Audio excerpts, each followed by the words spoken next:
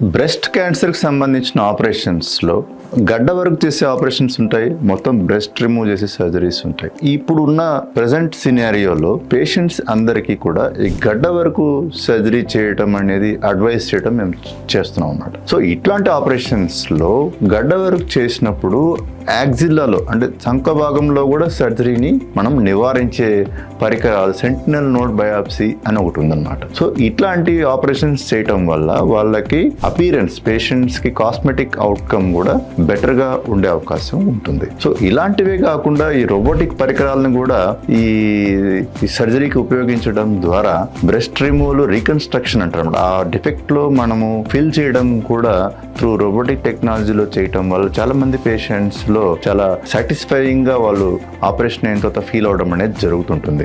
So ఇట్లాంటి పరికరాలను ఉపయోగించడం, తర్వాత ఎటువంటి గడ్డ బ్రెస్ట్ లో ఉన్నా కూడా దానికి కన్జర్వేషన్ సర్జరీ చేయగలిగే పద్ధతులు ఇప్పుడు రావడం జరుగుతుంది. అటు కాకుండా ఎక్కువ వయసు ఉన్న వాళ్ళకి మాత్రం కంప్లీట్ బ్రెస్ట్ రిమూవల్ కొన్నిసార్లు మనం అడ్వైస్ చేయడం జరుగుతుంది. కానీ ఎక్కువ మోతాదులో ఈ బ్రెస్ట్ కన్జర్వేషన్ సర్జరీ అనేది చేయడం జరుగుతుంది. కొంతమందికి వీలు కాని పేషెంట్స్లో ఫస్ట్ కీమోథెరపీ చేసి తర్వాత ఈ బ్రెస్ట్ కన్జర్వేషన్ సర్జరీ చేయడం అనేది జరుగుతుంటుంది.